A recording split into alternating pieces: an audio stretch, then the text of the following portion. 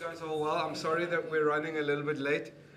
There was an incident where we had gone out for lunch and there was an incident at the shopping center where I'm sure you guys will hear about it. Yeah, so we got delayed a little bit, but we are all here. Good afternoon. Yeah, like I said, good afternoon, and thank you very much for joining. My name is Lukhanya Chalata. For those of you that don't know who I am, I'm obviously representing my family. Let me quickly just introduce people at this table. On my extreme left is my mother, Nomo Chalata, for those of you who don't know her. To my immediate left is Mrs. Nombuyiselo Mhlawuli. She's Estelle Mhlawuli's wife. To my right here is Lonwabo Mkhonto. He is the son of Sparo Mkhonto. And then Yasmin Suka. Yasmin is from the Foundation for Human Rights. Ma'am, I'm not quite sure what title you hold at the moment, but I'm sure we can clarify that as the time, should you guys need any direction in that regard. Okay, basically the purpose of this media briefing is to talk to you guys about what happened in court today. Firstly, obviously, the start of the reopened inquest into the murders of my father, Fort Khalata, Lonwabo's father, Sparo Mkhonto, Mrs. Mhlawuli's husband, Estelo, and Matthew Goniwa. Unfortunately, Matthew's son, Nyaniso, could not be with us today. He was a little bit sick, so he decided he couldn't make it today. And then the Goniwa family was represented. I'm sure you guys would remember, was represented by Mbulelo Goniwa. He's also, unfortunately, not here with us this afternoon. Excuse me. I hope it's okay. If I can quickly ask any of the mothers if they would like to say something, just based on today's court session. And then I'll ask Lonwabo if he wants to say something. I've got my two sisters at the back, Dorothy and Tumani. Maybe they would like to say something. And then obviously we've got our legal representatives here today. Gina Snyman from the Foundation for Human Rights, and Paige Winfield is here from Cliff Decker Hofmeyer. We've got our advocate Howard Varney as well, but I'm not sure if advocates are allowed to speak to the media, so in this case he'll only speak to me, but in my capacity as my father's son and not as a journalist. Sorry. All right, Ma, would you like to say something?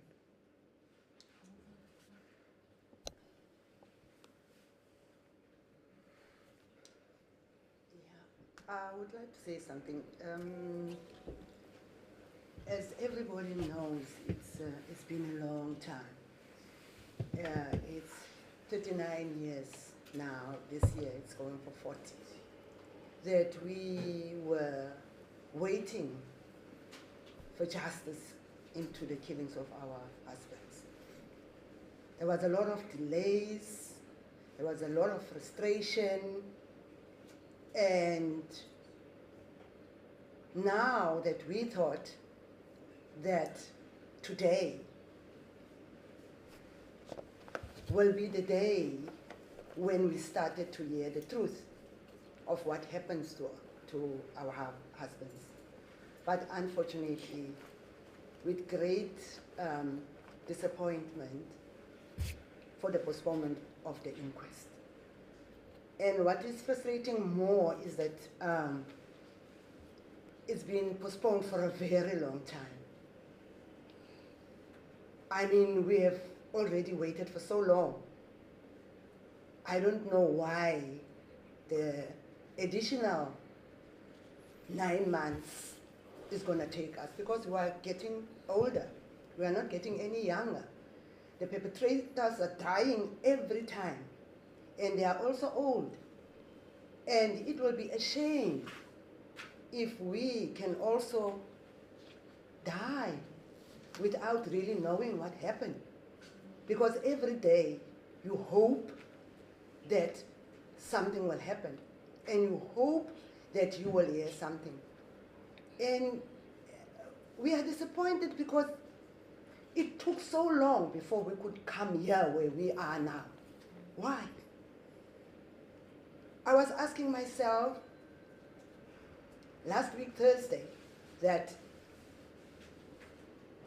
the second inquest, there was sort of an outcome that the judge said that both the state securities are responsible for these deaths, but nobody acted on that. The TRC was there, nobody took any action to prosecute these cases. Now I'm wondering what is going on. If there was a deal in these cases, why are they hiding the truth from us? Why are they keeping us in suspense? Because if there was a deal, it will make it easy for them who made the deal to come and approach us and tell us that this is what happened. So therefore, that is why there's always something that interferes with the proceedings of these cases. We will say something disappointed I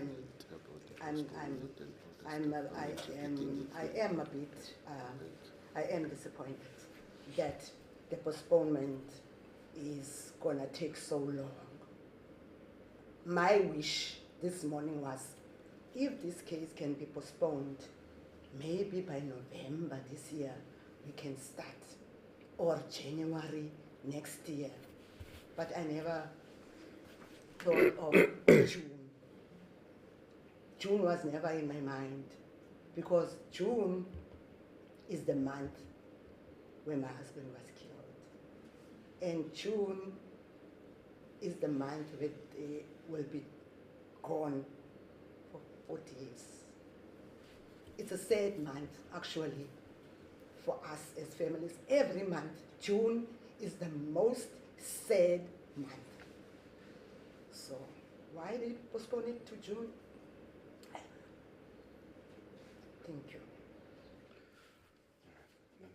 Right, we'll ask Mrs. Mhlawuli if she wants to say something as well. Good afternoon, everybody. My name is Nombuyiselo Mhlawuli, as Lucayo said. Now my mind is running, thinking about Nyanis. I must say my feeling is almost the same. It's a feeling of disappointment, a feeling of sadness, a feeling of not knowing how to console myself, because it's been a very long road.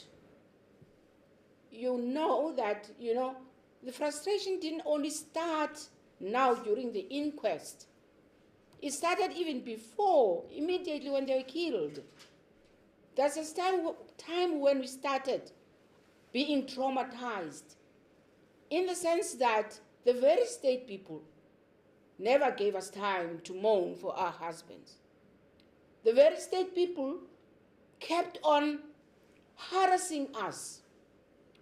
I just want to mention something and correct something that has been going around. That Uscelo was just visiting Cradock. Uscelo is originally from Cradock. He's born and bred there. That is his original home. I'm also from Cradock, And every holiday, as we were working outside Cradock, every holiday we'll go home. We never said we're visiting. We said we're going home. We'll go home, and when we are at home, Uscelo will start again, interacting with his fellow comrades, dealing with the issues of the communities. We were in Dimbaza at first. In fact, he started working in King Williamstown as a teacher there. From King Williamstown, he went to Dimbaza. The life wasn't easy at all. Things were following him because he started to raise his head as to who he was. He started in Tembalabantu. When his students were incarcerated, he supported his students. At that time, those years, it was not easy for the people, to associate with the issues of struggle. So he went to the court to support his students, And then from that day, he was washed with that eagle eye, if I should put it that way. From that time, he was never happy. There were frequent visits until he decided to leave the Ciskei, went to Oudtshoorn. That's how we landed in Oudtshoorn. He worked there, leaving me behind. I had to follow because it was too urgent for him to leave, When I followed, we worked together there. Incidents happened now and again, If I may mention, his office was gutted with fire, It turned into ashes. And there was a comment that we will see how he connects with men. Because every time we connect, we talk to them at Cradock and inform them about the developments within the Southern Cape. So he was one of the people who established the branch of the UDF in the Southern Cape. Of course, supported by his comrades from Cradock, Matthew and Fort and others, and even Mrs. Mkondo was there. They came to also to launch the UDF. No, that made life very difficult for him from that day. Frequent visits from unknown people. We were never happy. That's why I started by saying we were never happy from the very beginning. And I don't know how much time am I given, but I'm sorry. Speak. Okay. I'm disturbing myself because I was worried about time as well. Because I can talk all day, but I don't want to talk. Yeah. From that time, things were never good for us. I'm saying they guarded his office and then they said they're going to see how he communicates now with the comrades at Cradock. Because every time they will communicate, they will give each other a report, they will tell one another what is happening. They established the structures that were in Cradock were also established in Oudtshoorn as well. Cradora in Cradock, there was Baboyo in Oudtshoorn, Pongoletu organization, or youth organization for that matter. So during holiday, we went home as usual. That was that June holiday of 1985. We all went home. I must mention that Uscelo, he loved his struggle so much, though he knew that there is trouble within the struggle, can be easily killed. Because he's the one who was telling me about all these stories, what happened to Ulu, what happened in Botswana. When we went to Botswana, his interest was in seeing the houses that were bombed. He knew exactly what can happen.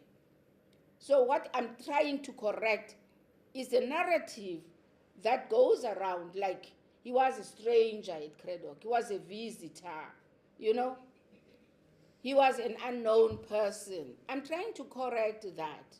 Stalo originally is from Cradock. As a young boy, he was going to church, Anglican church, under Lucanio's grandpa or great-grandpa, J.A. Chalata. He was a server there, wearing those red dresses and things like that. He would tell me that, after the church, we'll have a meeting with the people, and his choir, the Congress choir. He says, I won't go home. I will hide there behind so that I can hear and see. His parents was actually surprised to note that he knew each and every parent what that was there, and the songs they sang. He said, Umama Nonyanga will sing these songs, and try doing actions, pertaining to that. So I'm trying to indicate that the struggle was in his veins as well as a young child. He was conscientized at an early age. So as he was growing, You know, he didn't fear much some of the things. He would get himself into things that would really put him in trouble. Because for him to go to the UDF on launch in Cape Town was not a problem. He was not scared of doing that. He would do certain things, you know, that also influenced me in a way, you know. And especially after his death, I thought, there's no way that I can retrieve, that I can go back. I just have to involve myself seriously with the women, you know, and do things that I wouldn't do maybe under normal circumstances.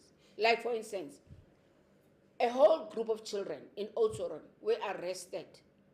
Young children, ages 11, 12, 13, 14. You know, as mothers, we stepped in to cook for those children, to take food to them, to a prison, you know. We did that, you know, without any queries, you know. We were doing it with our open hearts, helping each and every child, whether they do have food at home or not. We bring food to them. But I didn't know much that Ustalo, when he was killed, that they will run after me as well and make me a target. You know, we couldn't really mourn their deaths. As I said, we were at Cradock. I was in Port Elizabeth at the time. Maybe you've seen that. People are saying I was in Port. Yes, I was not just visiting. I was attending there a winter school. I was expecting him to come and fetch me that same Friday at the end of the week, but he never turned up. That's why most of the time I say, I am still waiting for him. Now the inquest is taking so long. Everything is just dragging and dragging, which means that we'll wait forever. 40 years is too long of waiting, a very long time of waiting. And it was a surprise to me to hear that these people are not ready. Yet they knew from 1980, in fact, from those first inquests, they knew that the finger is pointing at them. They should have started arranging things for themselves, you know, but they didn't do that. They waited for Ulukani to start the process. Now they're coming saying that we don't have funds. You know, funds should be organized for us. Is that fair? It's not fair. I don't think it's fair, definitely. I would like you to respond, people. I'm talking to you. Is it fair? No, it's not fair at all. It's not fair at all. We are very bitter. We are hurt. We are traumatized. In so many instances, I ask myself, do people know what does trauma mean? What does it do to a person? You know?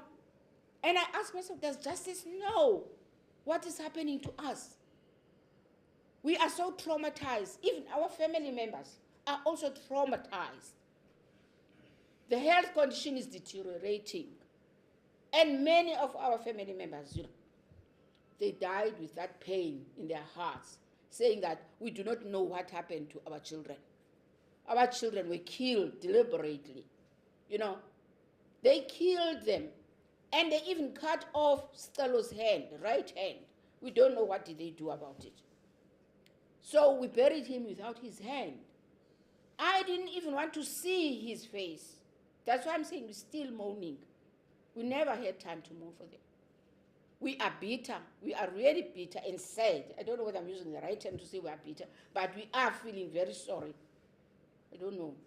But in any case, you'll know what I'm trying to say anyway. But, you know, the trauma is dismantling families, dismantling our children. Children, you know, they just become other people, the different kind of people that we know, that we brought up, you know, because they're so traumatized. We never had rest. Even after their deaths, they would come and just knock and kick the doors and do everything. I was in Oudtshoorn with my children only, you know. They would come and kick the doors and say, makwop, makwop, makwop. And I would pretend as if we're not in. You know, we'll just keep quiet. It's me and my two children. We will start shivering. We were shivering like, I don't know. And our stomach started running because we're so scared, not knowing what are they going to do to us. You know? And I said, ons weet jy is hier, ons het gesien die blok dat jy is beter kant. I was driving my husband's car, a blue Opel Kadett. And then ultimately I would say, yeah, pretending as if I'm not scared. And I was dead scared at the time. They will come in, and ransack everything. Just search, and the kist, almost we put some of our valuables in a kist. They will search the kist and take out cards, sympathy cards. And then this other man kept on saying, yeah, it's for our doye man. Things that will make you feel bad and hurt you. Everybody knew that once the car comes to my house, that side, they knew that they are going to Mhlauli's house.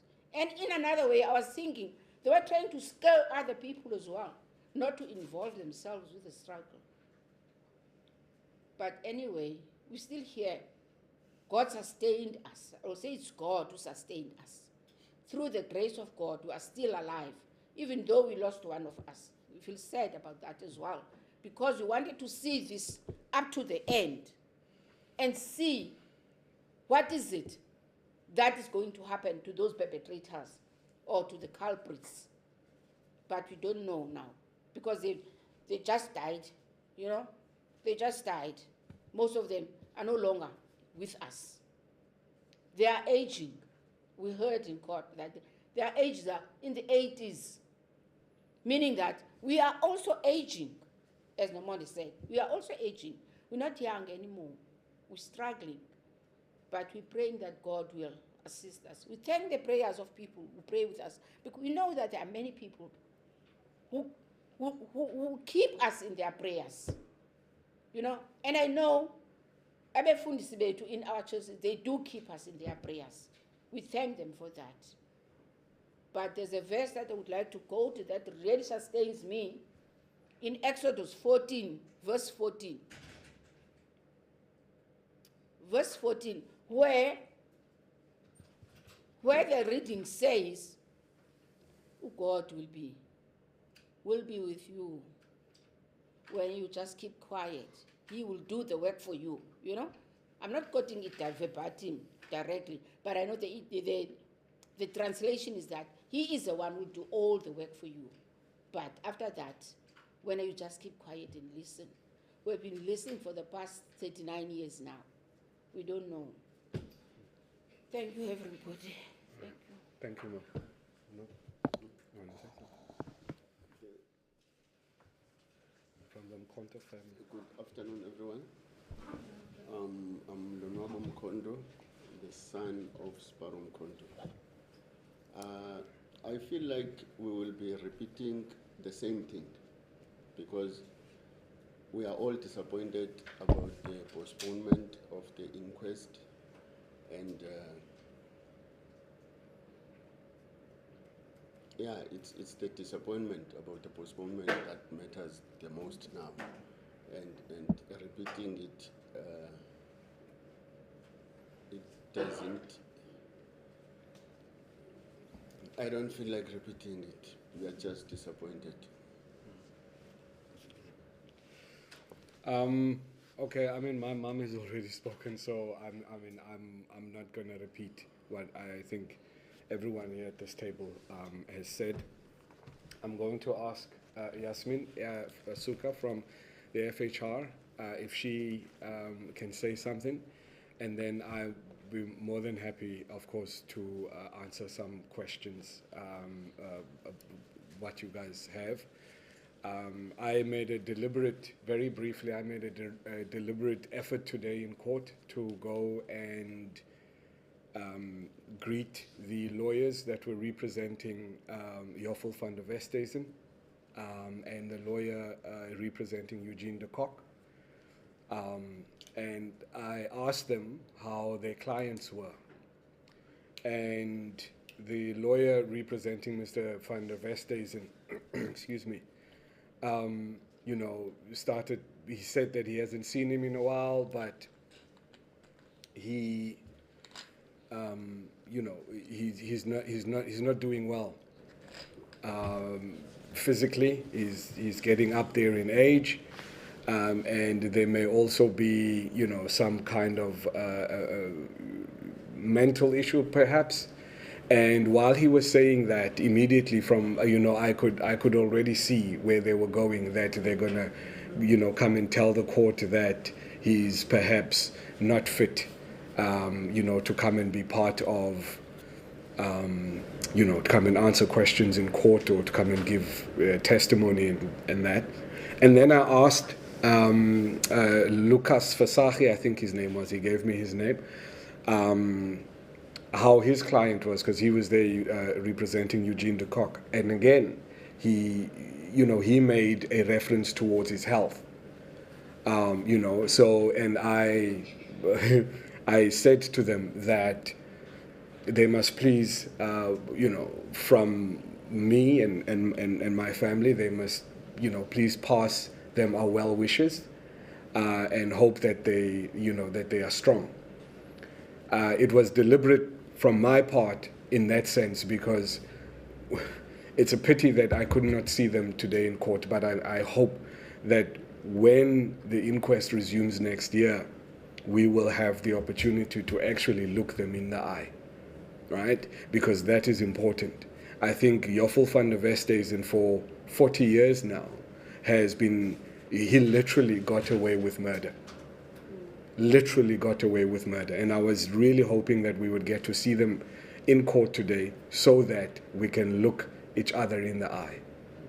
So that I could stand in front of him, tell him who I was, shake his hand, if he's prepared to do that.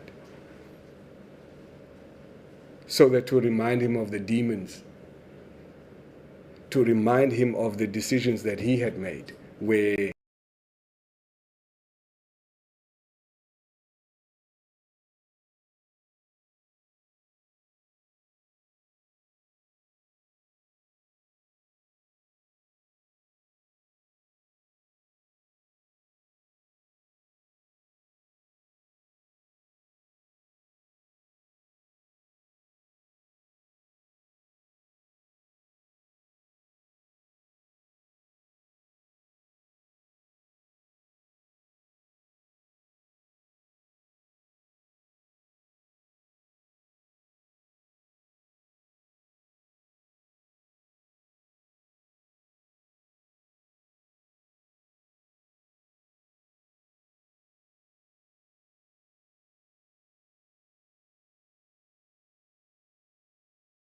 look these perpetrators in the face and to engage them.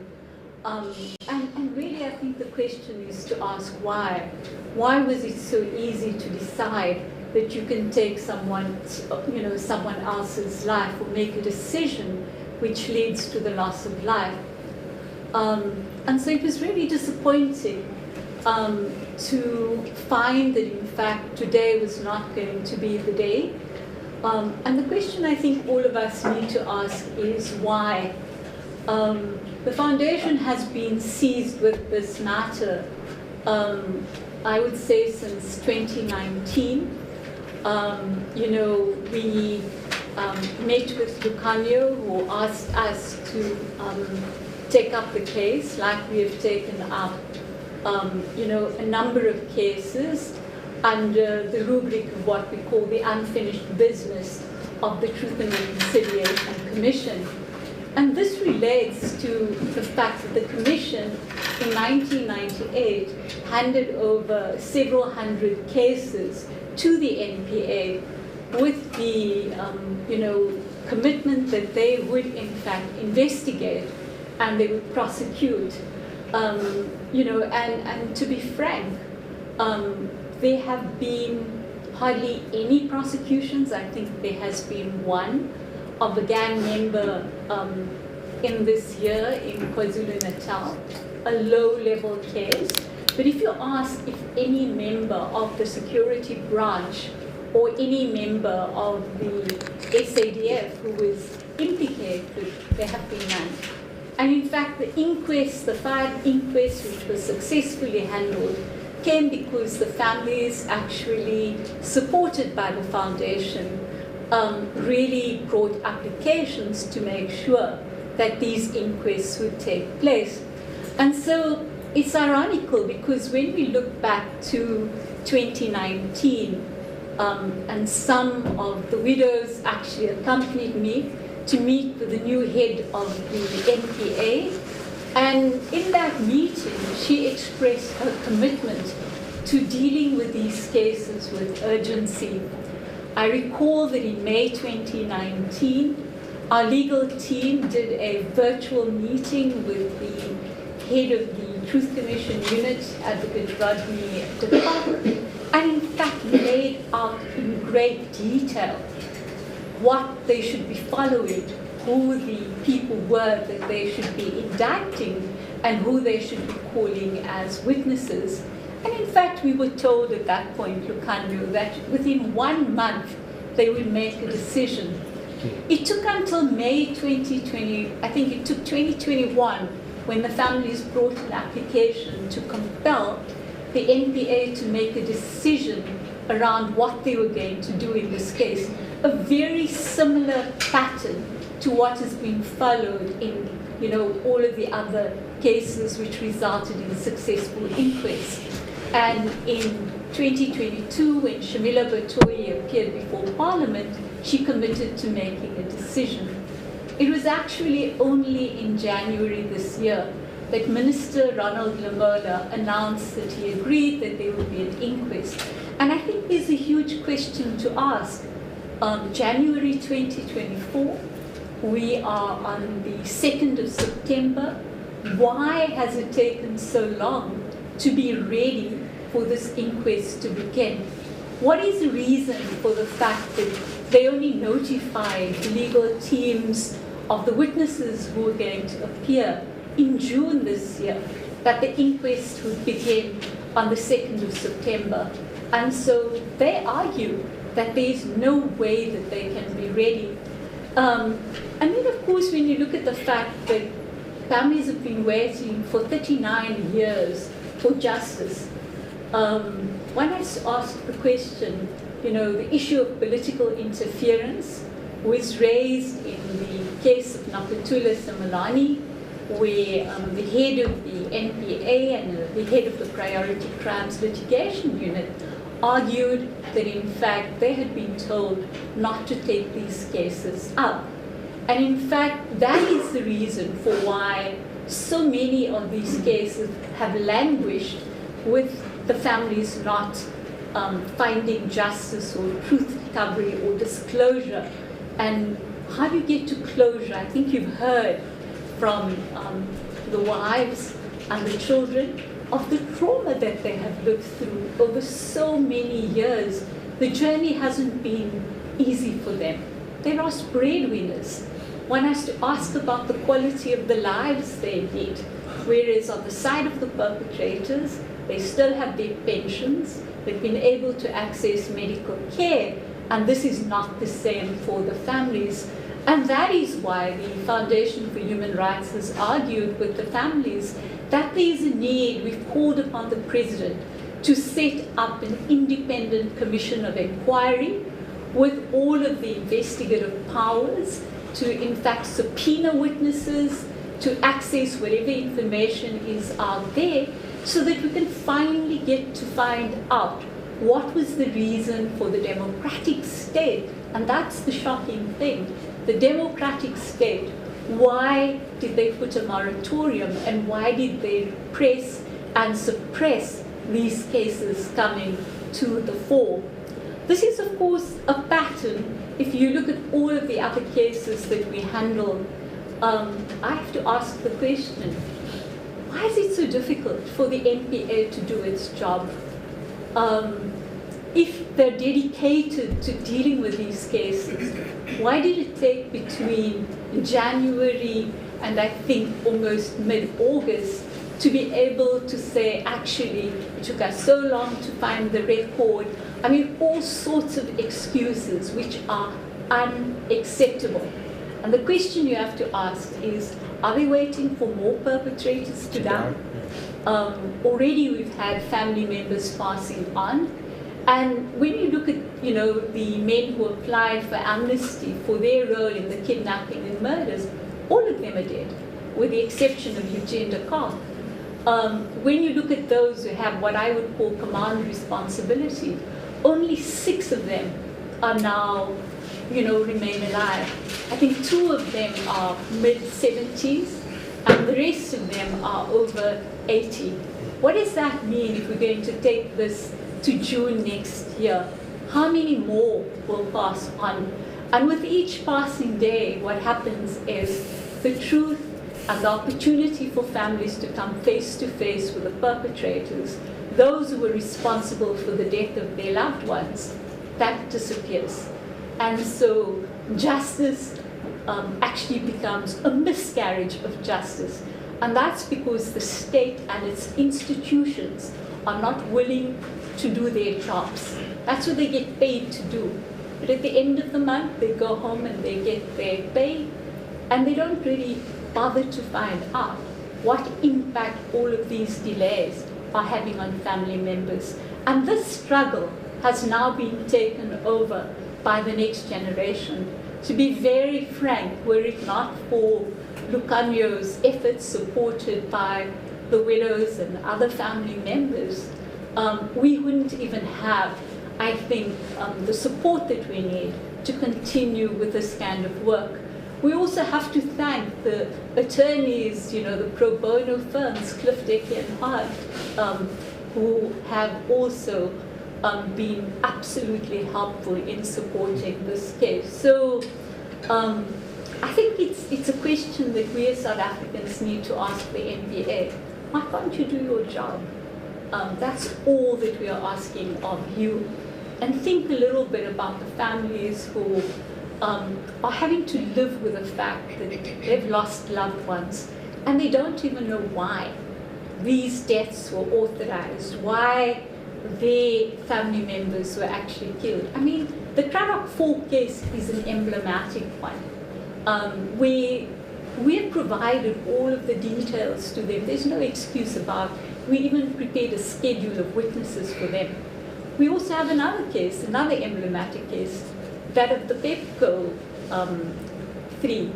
And the question we have to ask is, we've provided them with a detailed schedule, a detailed plan, and there too, the NPA is stalled. And so at the end of the day, when they talk about commitment to truth and justice, actually we don't see that. And I think that that's a question a presidential commission of inquiry that is independent will be able to get to the bottom to. Why the political interference? Why the suppression of these cases? And in whose interest is it to, in fact, manage the situation so that people are not able to access the truth and ultimately find justice? Thank you. Thank you, Yasmin. Thank you very much. All right, guys. You've now basically heard from all of us at the table. I've got my 2 sisters, Tumani and Dorothy, there as well. And I think they are prepared to answer questions, should you guys have any. Right, I think now we'll take your questions. Hello. Hi, Estelle from Van Maverick. Hello, Estelle. I've got 2 questions. So my first question maybe to what would justice look like to you? What must happen for you to feel that justice was done now? Look, I think it's watered down. I don't think we'll ever get full justice. And then my second question is maybe to the lawyers, because I don't know if anybody was part here, but it appears to me to be very insensitive to postpone this to June, given the emotions around the date. Is this really the earliest possible date that they can hear this? It's almost unfathomable that it can take that long. And then, and then, as I said, I mean, anybody can really answer this, but I think I hear what you're saying, that you also need the opportunity to confront those that were involved in person and to see them, and I mean that opportunity is dwindling very fast at the moment. So this makes sense. Oh, and then my last one, which I don't expect you to answer now, but is there a timeline that tells your work to get justice for your dad and for the others? So say we spoke to the NPA this year, and then this happened, and then this. If we could get that, I think that would be very precious. All right, cool. Let me hand this over to the mothers, because guys, you still asked 3 questions. So, okay. So so just around what justice will look like now. I think for the 2 of you specifically. Oh, sorry. Okay, your question is a little bit difficult, but I will try, and just express what I think. For me, justice would be for people coming out and saying, we know what happened to your husbands, relating the whole story as it is. What happened, who did this, who did that, and there's such a lot of things that happen to them, other than just killing or shooting them. What is this thing? Gas, is it gas or what? Acid, man, was thrown over the face of Stella. I didn't even see him. I did not want to see him. I said to my father-in-law, I would rather remain with his original picture. So would like to hear who did that, why did they do that, and what is it that they're going to do for us, because we suffered in the process. We're still suffering even today. It's difficult for us to make ends meet, without the breadwinners, the fathers, the uncles, the brothers, and things like that. Thank you. So what would justice look like for you, Ma? I feel the same as Susan Boy. Justice will be the truth. All we want to hear is the truth. From the perpetrators, from the current government, because our hopes were like, if we are in the new democratic in our country, then things will run smooth, because it's our government, and they knew these people. They knew what happened, So I think justice will be the truth, to come out and tell the truth, every one of them. That will be justice for us.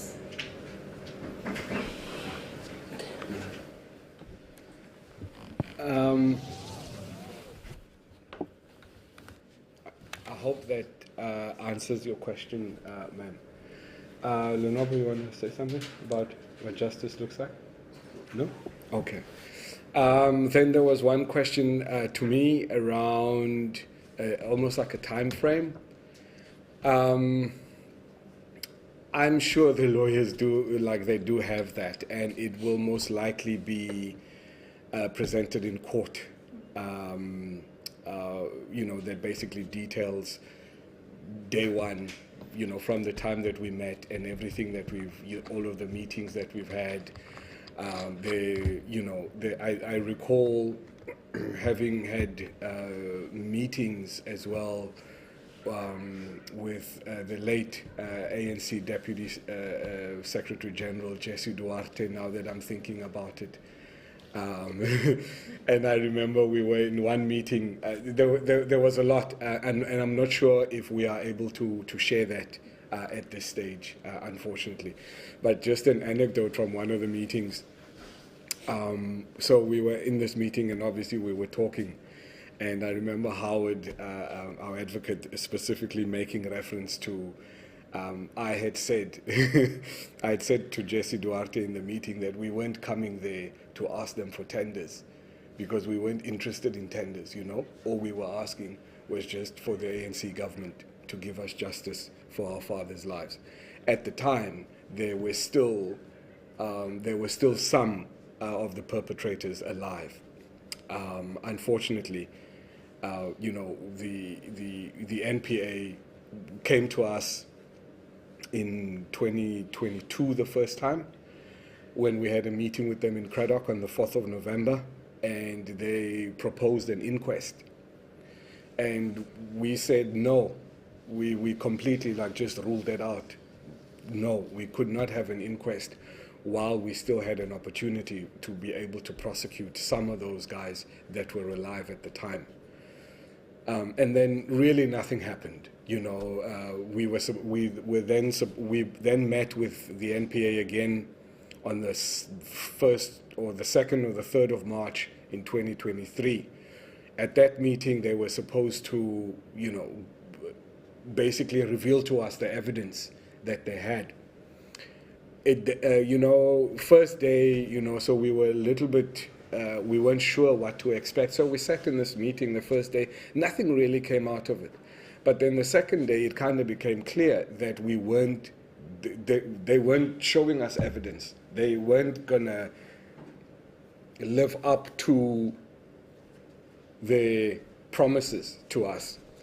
So then we asked a question, again, to say to the NPA, listen, do you guys think we're naive for demanding justice, right? If you guys say to us that, listen, families, you're not going to get the kind of justice that it is that you want, then maybe we as the families, we will pivot. We will say, look, the NPA told us that justice is not on the table for us, so what is it that we can do? And that was how, you know, us asking the question. One of those prosecutors that was in court today became so terribly upset. The prosecutor told us that he was no longer going to answer any of our questions because I had upset him by asking, you know, whether or not we were naive for demanding justice in this case. To the point where I had to apologize, you know, to say, look, I'm sorry. I didn't mean to offend. And I'm sorry, basically, for having, because I was then accused of not understanding how hard they're working for this matter. But at that point, they hadn't shown us anything. All right? So we've gone through a lot, I think, all of us as the families, and particularly in having to fight for justice, something that we thought was going to be given to us, especially after the Zitzman judgment in 1994, and then also the outcomes of the TRC, where the TRC had mentioned the Cradock 4 matter as saying that, you know, that there needed to be prosecutions. So, and obviously, I mean, the NPA has got a lot to answer for, and I'm hoping that we'll have, over the course of the next few months, and then eventually when the inquest resumes next year, we'll have those opportunities to get some answers. I hope we answered all of your questions. Just about the date for the new inquest, is there no available date? Look, I think the briefing that we received from the lawyers was that that is realistically, that's the earliest that they can do it. I mean, it's, yeah, we don't like it. We don't, you know, it doesn't sit well, right? But that's the reality of it. And there's a possibility as well that it could be delayed. You know, if for instance this application that Umbulelo Goniwe is going to bring, you know, for funding for his legal representative, so that might be a further delay. We agree, of course, in principle with what it is that he's fighting for. Cliff Decker Hofmeyer, they're representing us on a pro bono basis, you know. And it means everything to us that they do that, and we'd like to thank the ones from Cliff Decker Page and your team. We really appreciate what you guys have done for us ever since we came to you and asked if you could help us. So thank you very much. You know, so they're helping us pro bono, and it would be nice if, you know, if they could get paid because I mean, Paige puts in a lot of work. She and her team, Howard and the guys from FHR, they put in a lot of work, and it would be nice if they could get paid. So we don't disagree with the principle that they must be paid.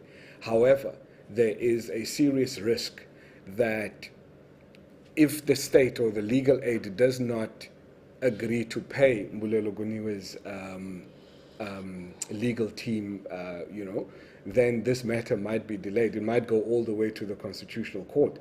I mean, that's 18 to 24 months, and we can't afford that. We genuinely can't afford that. So we would have wished it was sooner, but unfortunately, next year is going to be it. And obviously, as you've heard, June 2025 is going to be exactly 40 years since my dad and them were killed. We would have liked to put something together, like a memorial service in Cradock maybe, where we are able to go to the graves and we can say to them, like, listen, 40 years later, this matter, is now closed. We've managed to secure the truth and some form of justice for us as the families. So now we would like to bid you farewell and for you guys to finally rest in peace. But again, we probably won't be in a position to go to the graves and say that on the 40th anniversary of their murders or commemoration of their murders. Because if the case does start, if the inquest does resume on the 2nd, go all the way to the 20th, there's likely to be closing arguments or something like that, and then only the judge, she might only hand down her findings perhaps only in November. We don't know how long that process is going to take. So by the time of their 40th commemoration, we still won't be in a position to go to the graves to say it is done, because it won't be done still. I hope that answers it. Sorry, I was a bit long-winded, but okay. All right, I saw another hand. Yes, ma'am. Good afternoon to everyone. Kamanam Nomazima Kosi from the Herald newspaper.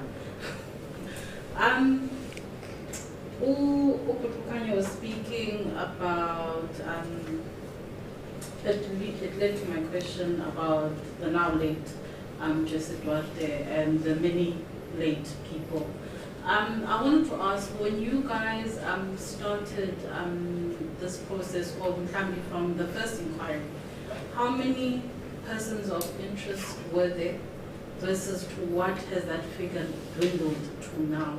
I think Umama had raised concern about the fact that people are dying, and there's no guarantee that even some of us here in this room might be here come June 2nd, 2025. So I just wanted to get a sense of just how has that figure dwindled over the years? Yes.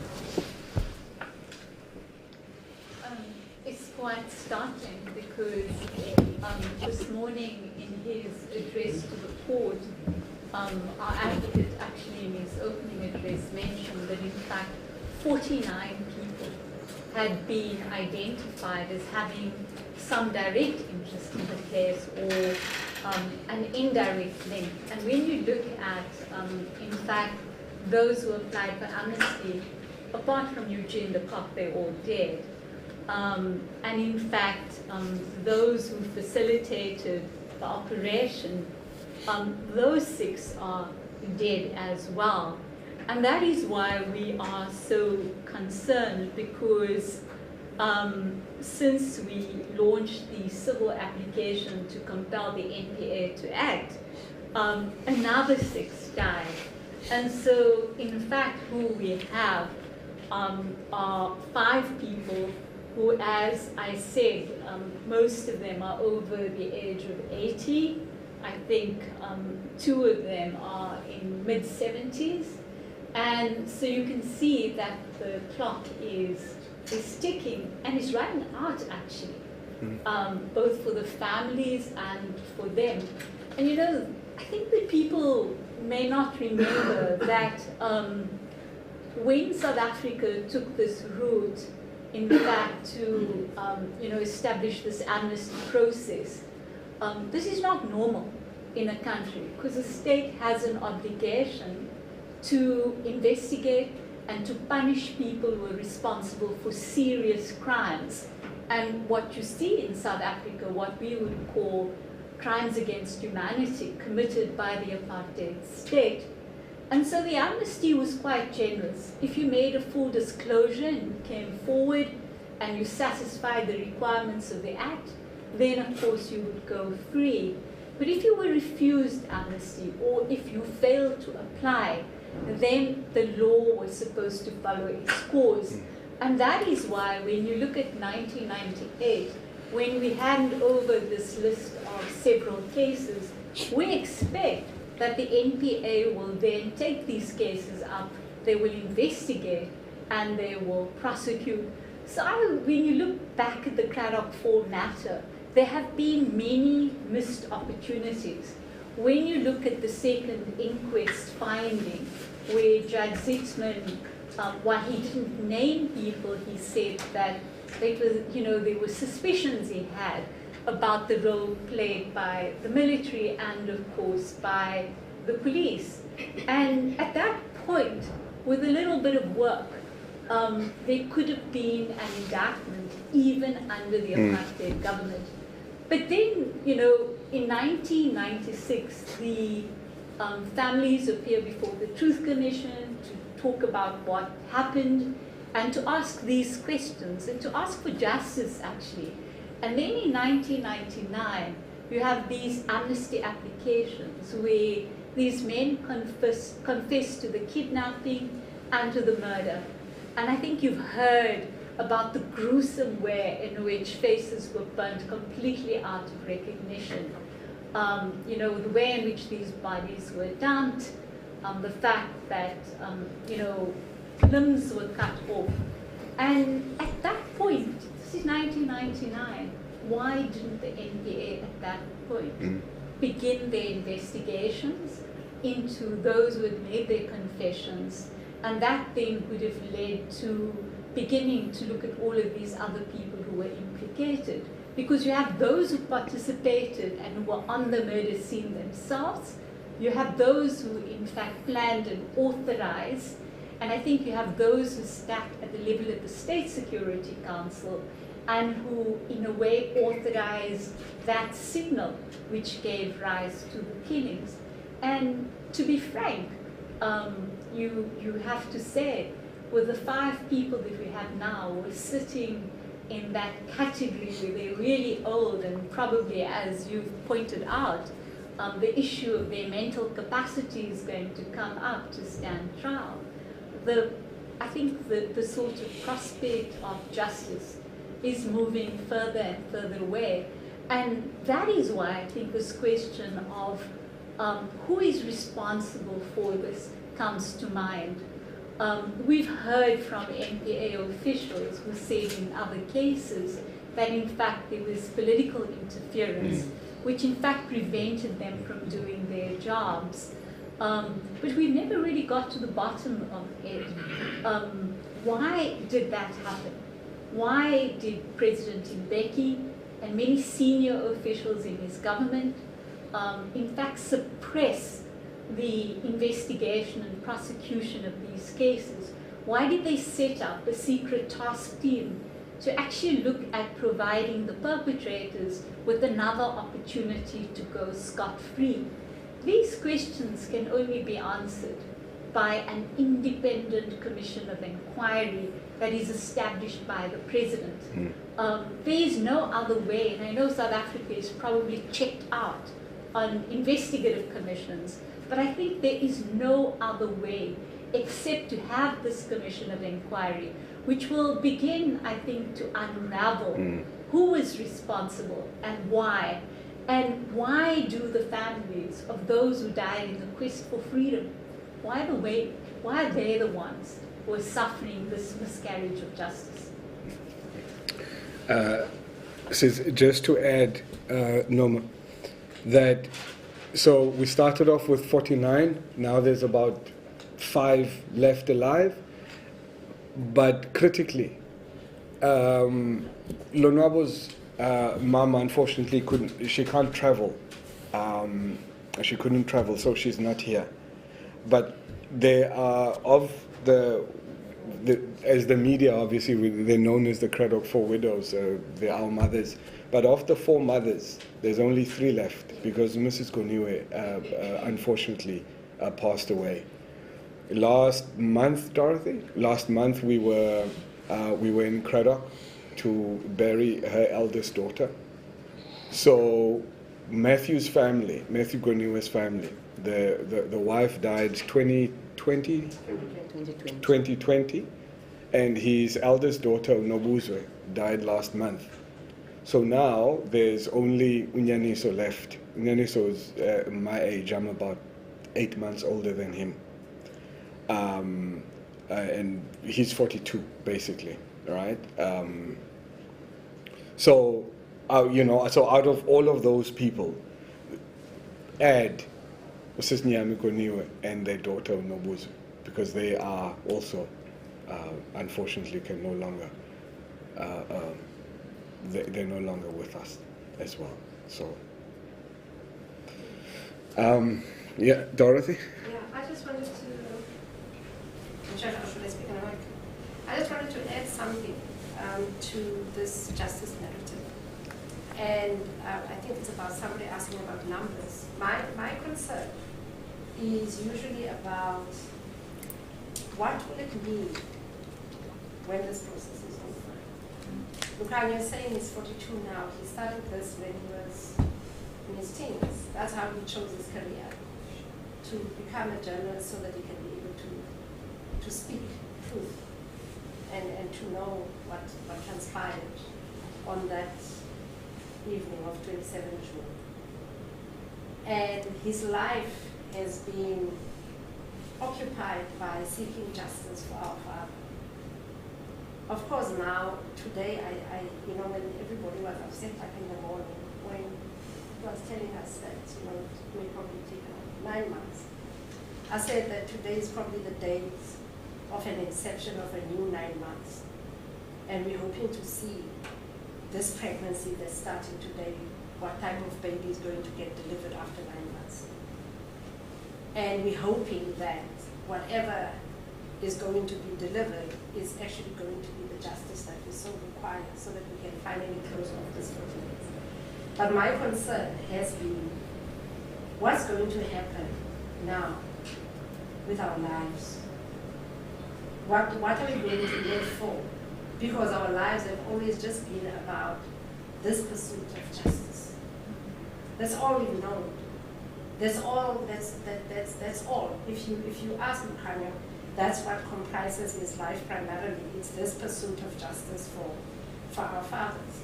And I get worried sometimes because I think what's going to happen to my brother when finally we get this justice. And then I sort of get the relief that maybe then he's going to start looking. I've done interviews with all of the families for like a study of following up on the narratives of the Cradock 4. Primarily, everybody just wanted justice. And everybody wanted the justice of prosecutions. So it's very difficult for me even to write that thing and finish it up because I can see it's intangible. So I just wanted to sort of reiterate that to say, for other people, this is just about a process study that's external. For us, it has taken up great parts of our lives. And I was hoping greatly that Lukhanyo would see. I'm saying Lukhanyo because I know he's lived through this. For Tumani, her justice was to speak to the primary perpetrator, Eric Taylor. And these people are so protected that you don't even know when they died. He died in 2016 and we were not even aware of it. And we had to learn the hard way when I tried to reconcile, like to make a meeting so that we could meet him. And then we had to learn with disappointment that he died long ago and we didn't even know about it. So they are protected more than us, which is very strange in a democratic state. a state for which our fathers died for, by the way. So there's great irony in that as well. But I'm hoping, like I said, that this is going to be an inception of a new baby, and we would like to see that justice may be delivered 9 months from now. And we're hoping that whoever those who are alive can actually remain alive, so that we can see them. And I remember asking Ukanya once with de Klerk, when de Klerk was very sick, that, should we go to court? He said, I'm not cruel. It's not like I don't know what prisons are like. It's not like I want him to go to jail and he must feel pain and he must get abused in jail or whatever. But I just want him to go and stand there and to acknowledge what he knows about this. And when he's done, he can go back and die wherever. So it's sad to know that you've even been deprived the decency of somebody taking accountability for what they've done.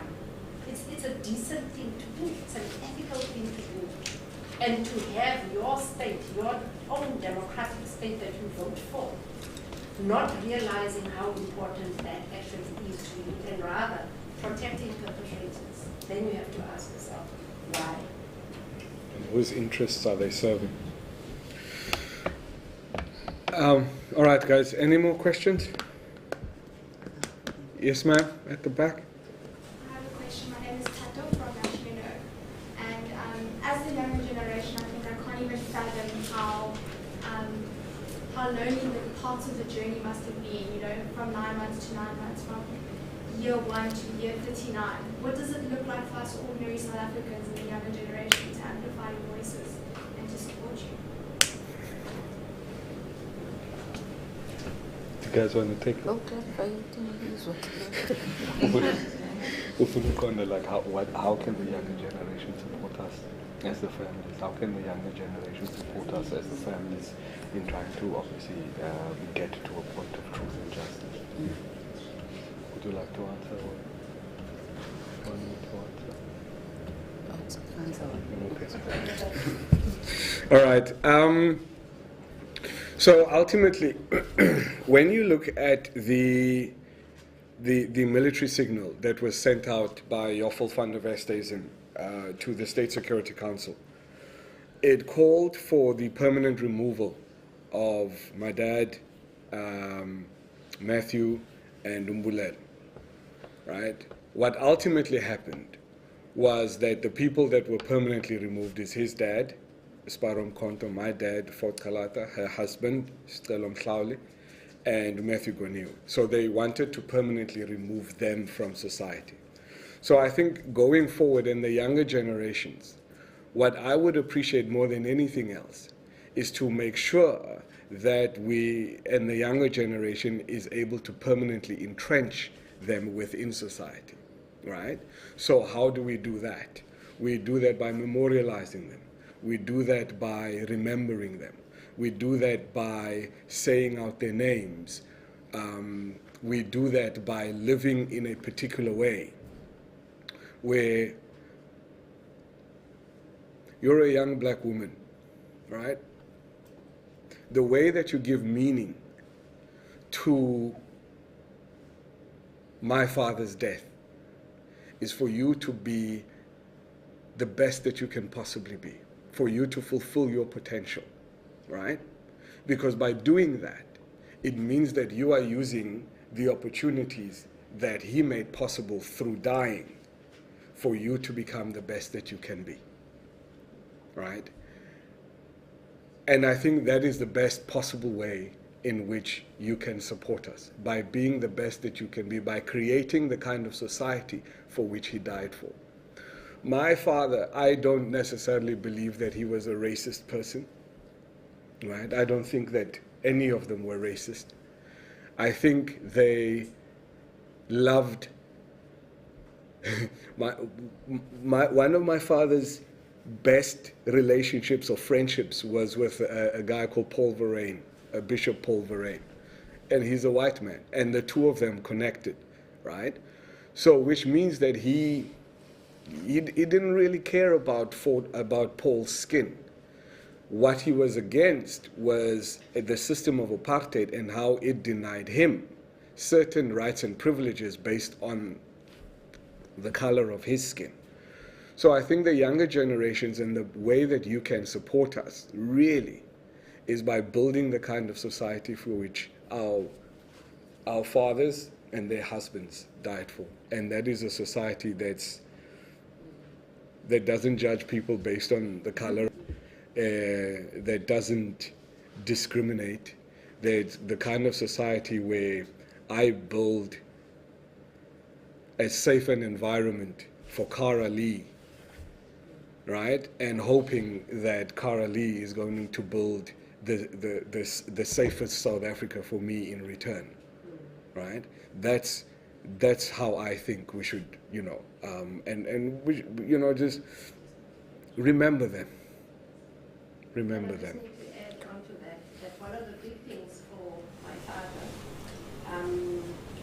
at least I've got a memory of him, was how... What are you trying to say now? Now I'm saying I was old enough when he died to remember certain things. And one of the biggest things that he always wanted was to be able to vote. To be able to vote. And I remember at the time the colored people that were starting to give them the right to vote. And Tricameral parliament. Yeah. And so they could vote, and it was quite a big thing for him. And there was a hobo, I'll say a hobo now, just some homeless guy in town that my father used to make a lot of jokes with and things. And my father used to look at him with sadness and say that, this guy, when you've spoken to him, you would keep quiet, and afterwards he would say, to think that he has got the right, he's a citizen of this country, he's got the right to vote in my country, and I can't, only because of the color of my skin. And if there's anything that I would like the young generation to do, is to take that opportunity and make that mark whenever you get it, because people like my father couldn't vote, and they really wanted to be able to make a mark that was going to represent what we stand for within the country. And so don't lose your capacity to use your voice, and that is to vote for this country so that we can make it a better country. All right. I'm not answering directly your question, young lady, but it does give me an interest to say, our young people should be given the right history about the past, because I've realized that some of you guys, the new generation or the 2000, I don't know what they call. I'm a 2000. I'm a 2000, yes. They do not know things like the Cradock 4. Let me make an example about that. If you ask them about Cradock 4, what is Cradock 4? Who was these people? What happened? They do not know. I mean, even university students, sometimes they do not know. So for you guys, as you are sitting here, all of us, as journalists, we need to educate and inform the people, especially the youth out there. Thank you very much. All right, guys, any additional questions? Going once? Going twice? All right, it's gone. All right, everybody. Sorry. Yeah. To thank our hosts I think we have to thank our hosts for accommodating us here and really providing such a wonderful room and water so we could, in fact, speak about what actually happened today. Thank you. All right, thank you, everybody. Thank you, everybody, and thank you so very much for coming to the guys from the media. We really appreciate all of your support. And we hope to obviously see you on the 2nd of June next year. Thank you very much. We really appreciate it. Thank you.